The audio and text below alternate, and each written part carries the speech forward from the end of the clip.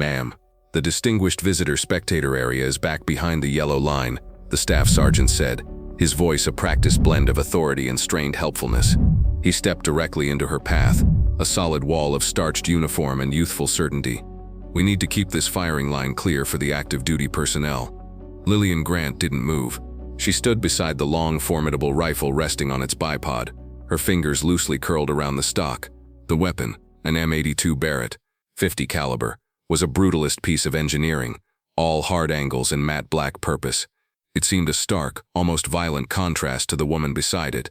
Her long silver-white hair was pulled back in a simple, elegant knot at the nape of her neck.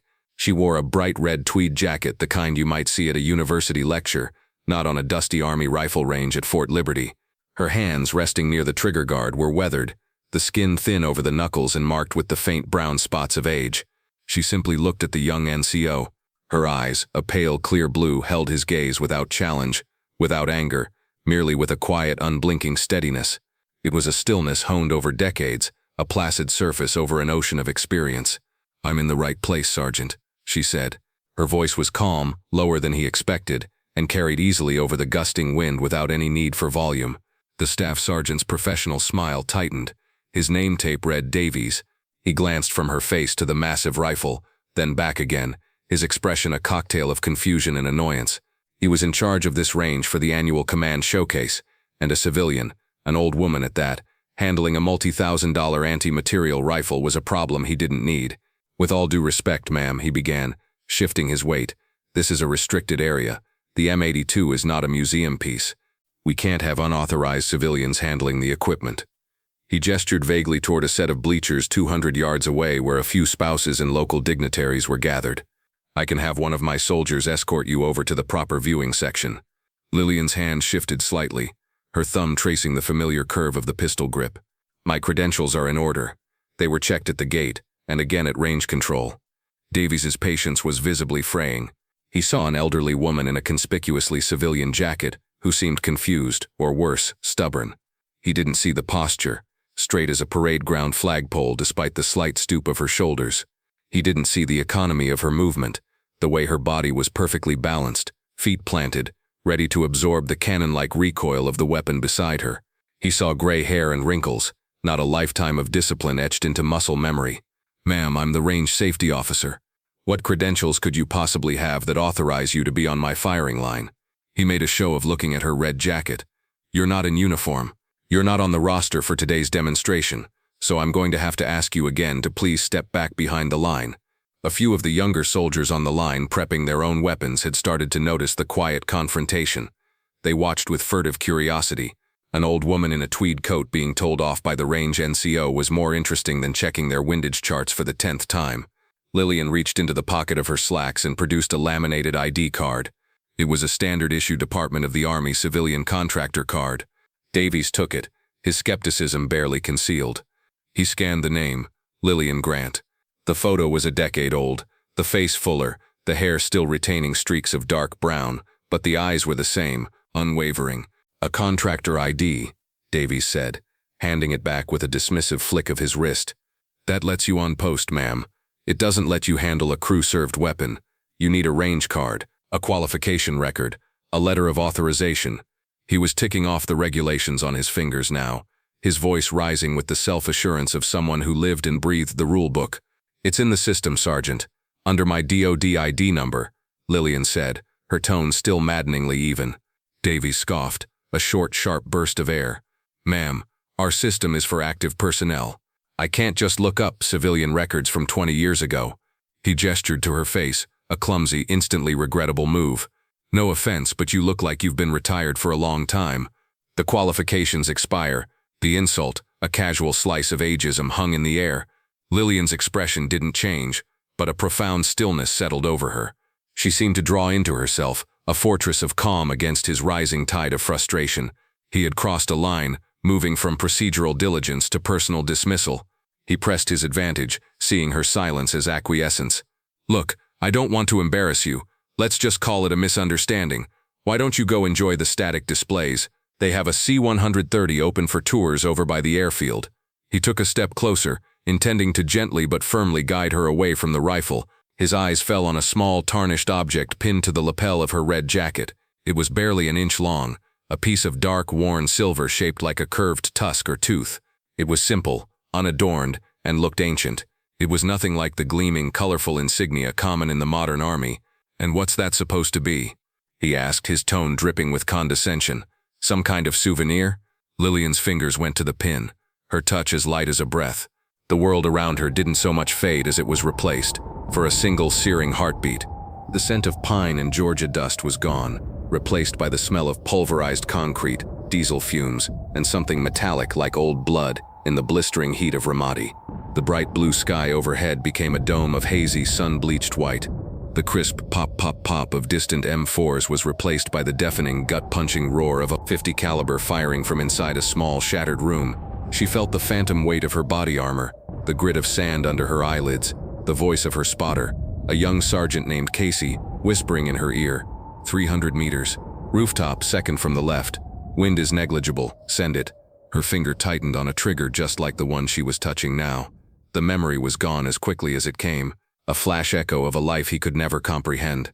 She looked back at Staff Sergeant Davies, her pale blue eyes holding a new depth, a shadow of things seen and done. "Something like that," she said softly. The confrontation had now drawn more significant attention. Across the range, standing near a covered pavilion set up for the senior leadership, Command Sergeant Major Wallace had been observing the preparations. He was a man in his late 50s, his career spanning from the Cold War to the endless conflicts in the Middle East. He had seen the quiet standoff starting, dismissing it as a minor issue, but it had gone on too long. The young staff sergeant was getting louder, more animated. The old woman remained still. He started walking over, a sense of duty compelling him to intervene before the staff sergeant made a complete fool of himself.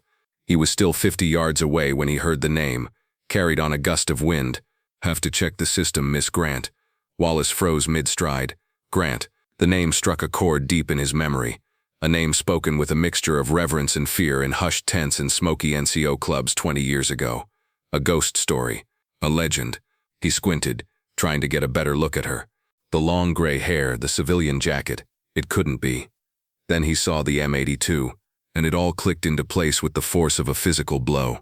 He raised his field glasses, his hands suddenly unsteady. He focused on the woman, zooming past the increasingly flustered staff sergeant. He saw her face, the lines of age, but the same bone structure, the same unwavering eyes he remembered from a single terrifying briefing at sniper school when he was a young specialist. And then he saw it, pinned to her lapel. The small, dark, curved tooth. The hedgehog's tooth. "Oh my God," Wallace breathed. His blood ran cold. He knew exactly what that pin meant. It wasn't a souvenir. It was a marker of belonging to one of the most exclusive and dangerous fraternities in the entire U.S. military, a unit that technically didn't exist on any official roster, the pioneers of the Hunter of Gunmen program. He fumbled for his phone, his fingers thick and clumsy. He didn't call the range control officer. He didn't call the post commander. He scrolled straight to the top of his recent calls and hit the number for the visiting general's aide-de-camp. "Captain," Wallace said, his voice low and urgent, devoid of all pleasantries. "This is CSM Wallace. You need to get General Madsen. Now, get him down to range 37 immediately. There's a situation." "A situation, Sergeant Major?" The aide's voice was skeptical. "We're in the middle of a brief." "I don't care if he's briefing the Joint Chiefs." Wallace cut him off, his voice a harsh whisper. "Do you know who Staff Sergeant Davies is harassing on the firing line right now? It's Lillian Grant. Master Sergeant Grant, retired." He paused, letting the name sink in. "Yes, that Grant. Spectre. And she's standing next to a goddamn Barrett." The silence on the other end of the line was absolute. Then a muffled curse and the sound of a chair scraping back violently. "We're on our way." Inside the Mobile Tactical Operations Center, a climate-controlled trailer humming with electronics, Brigadier General Madsen was listening to a PowerPoint presentation on new drone capabilities. He was a lean, sharp-featured man in his early 50s, a career infantry officer who had commanded at every level. His aide, a young, sharp captain, suddenly appeared at his elbow, his face pale. He leaned in and whispered urgently in the general's ear. Madsen's expression shifted from bored attention to mild irritation at the interruption. "Grant?" he whispered back. "I don't know any Lillian Grant." The captain was already swiping furiously at a ruggedized tablet. He turned the screen to the general. It showed a bare-bones Department of the Army personnel file. The photo was from the early 2000s. The name was Lillian M. Grant, rank MSG, Master Sergeant, and then the awards and decorations started to load. Combat Infantryman Badge, Ranger Tab, Master Parachutist Badge, Bronze Star with V device and 2 oak leaf clusters, Meritorious Service Medal, Army Commendation Medal, a list of campaign ribbons that read like a history of American conflict for the last 40 years, Panama, Kuwait, Somalia, Iraq, Afghanistan. Madsen's eyes widened. He scrolled down. Schools, U.S. Army Sniper School, Distinguished Honor Graduate, Special Operations Target Interdiction Course, SOTIC, Ranger School, Class 489, one of the first women to ever pass. Her last official assignment was listed as Special Projects, Asymmetric Warfare Group, a notorious euphemism for operations that were best left undocumented. Spectre, Madsen breathed, the old call sign hitting him like a forgotten memory. He'd heard stories when he was a young lieutenant, a sniper in Panama and later Mogadishu, who was so effective, so phantom-like, the enemy thought they were being hunted by a ghost. Most soldiers assumed the stories were exaggerations, a myth. "Sir," the aide said, his voice tight. "CSM Wallace says she's on the line at range 37, and the NCOIC is about to have her escorted off by the MPs. A cold, hard fury settled over General Madsen. He stood up so abruptly his chair screeched backward. The briefing officer faltered and fell silent. "Get the command vehicle." Madsen's voice was quiet, but it cut through the hum of the TOC like a razor. "Now, and get me Colonel Eva Rostova. She needs to see this." Back on the firing line, Staff Sergeant Davies had reached the end of his rope. Lillian Grant's calm, silent refusal to be dismissed felt like a personal challenge to his authority in front of his soldiers. He had tried being helpful, then firm, then threatening. Nothing worked. "Ma'am, that's it. I've given you every opportunity to comply," he said, his voice now loud and strained. He unclipped the radio from his vest. "You are a safety violation and a security risk. I am having you escorted from this range. Your contractor credentials are being revoked pending an investigation. And that pin," he gestured at the silver tusk, "is an unauthorized decoration.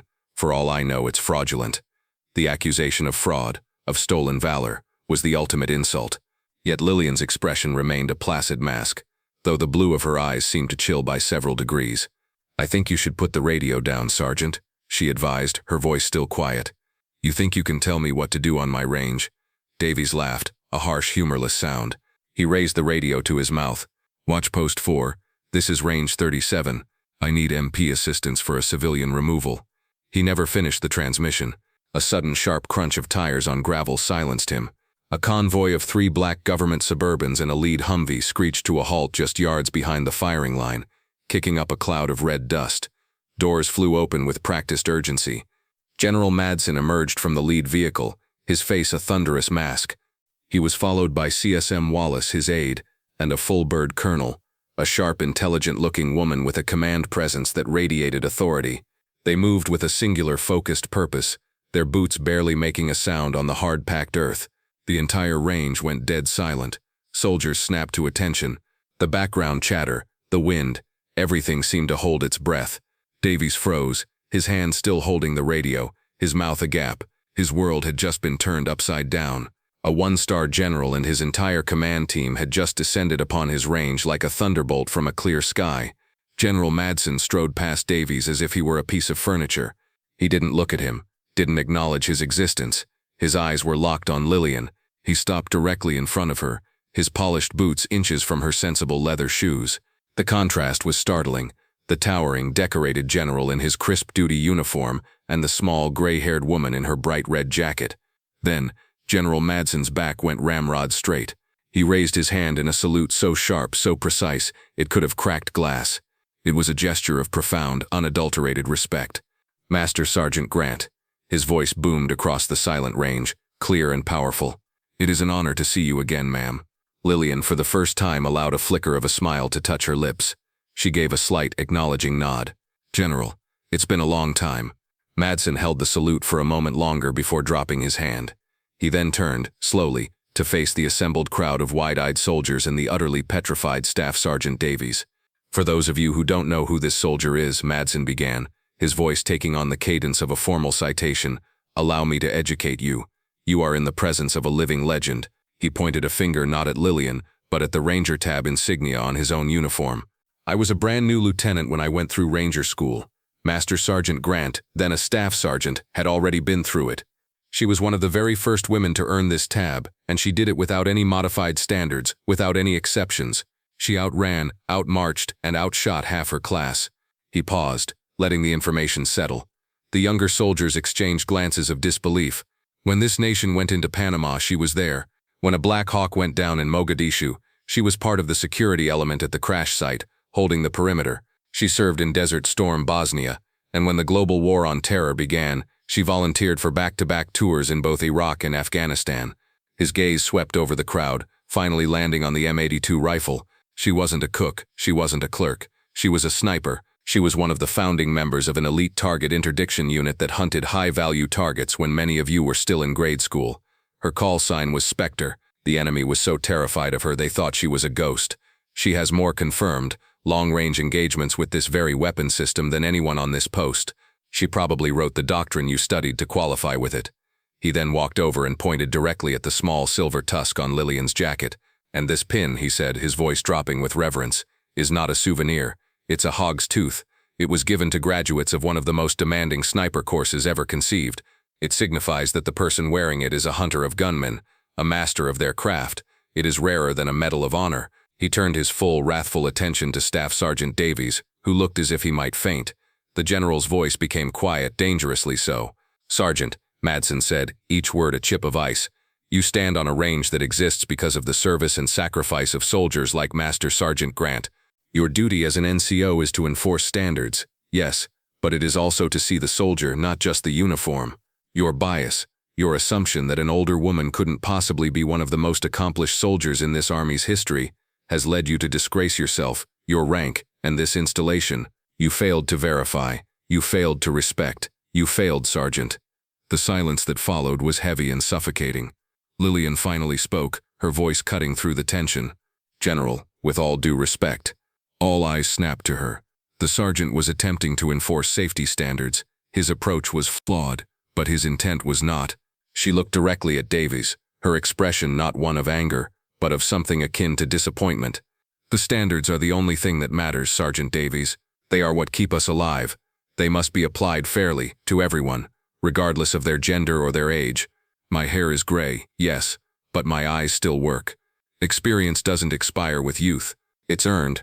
And the only thing gray hair truly means is that you've survived the things that broke younger men." As she spoke, the world flickered again, but this time the memory wasn't of combat. It was the memory that was the true origin of her wisdom. A young ranger, barely 20, lying beside her on a rooftop in Afghanistan. His hands were shaking so badly he couldn't get a clear sight picture on the target. He was terrified. Lillian hadn't shouted. She had placed her calm, steady hand over his. "Breathe with me, son," she had whispered. "Let it out slow. The rifle is a tool. You are the weapon. Squeeze. Don't pull. Let the weapon do the work." The shot had been perfect. She hadn't just taught him how to shoot. She had taught him how to be calm in the face of chaos. That was her real legacy. The fallout was swift and decisive. General Madsen didn't have Staff Sergeant Davies punished in a way that would end his career, but the lesson was seared into his soul. Davies was reassigned to the post's training directorate and tasked with developing a new block of instruction for all NCOs. It was officially called the Historical Veterans Protocol, but everyone on post knew it as the Lillian Grant Rule. It was a mandatory training session on unconscious bias, focusing on the contributions of women and older veterans, using declassified stories of pioneers like Lillian to hammer the point home. The standard operating procedures for range access were also updated, streamlining the process for credentialed veterans and contractors, ensuring that assumptions could never again override verified data. A week later, Lillian was in the post commissary, picking out a bag of coffee. She was wearing a simple blue dress, looking every bit the kindly grandmother. She heard a hesitant voice behind her. "Ma'am, Master Sergeant Grant?" She turned to see a humbled Staff Sergeant Davies. He was in civilian clothes, looking younger and far less certain of himself. He held a small notebook in his hands. "Sergeant," she said, her voice neutral. He stood stiffly, unable to meet her eyes. "Ma'am, I wanted to apologize. Properly. What I did was inexcusable. There's no excuse for it. I was arrogant, and I was wrong. Deeply wrong. I'm sorry." The apology was genuine, born of a week of profound humiliation and reflection. Lillian studied him for a long moment. She saw not an enemy, but a young soldier who had learned a hard lesson. "Apology accepted, Sergeant," she said simply. She then offered a small, weary smile. "The most dangerous thing on any battlefield isn't a bullet or a bomb. It's an assumption. It'll get you killed faster than anything else. You assumed what I was based on what you saw, not who I am." He nodded, finally looking up. "I understand that now, ma'am." "Good," she said. She put the coffee in her cart and started to turn away, then stopped. "You know Davies," she said, a mischievous glint in her pale blue eyes. "That 2,000-meter target on range 37 is a tricky one. The wind coming over that far berm plays games with a .50 BMG round. Most people can't read it right." She looked him up and down. "Be at the range tomorrow." 0800, "I'll show you a thing or two about how an old woman reads the wind." A slow, amazed smile spread across Davies's face. It was not forgiveness. It was something far better. It was a chance. "Yes, ma'am," he said, his voice filled with a new kind of respect. "I'll be there." If you were inspired by Lillian's story, please like, share, and subscribe to She Chose Valor. Your support helps us continue to honor the courage and legacy of all our veterans, ensuring their incredible stories are never forgotten. Join us for more tales of heroism next week.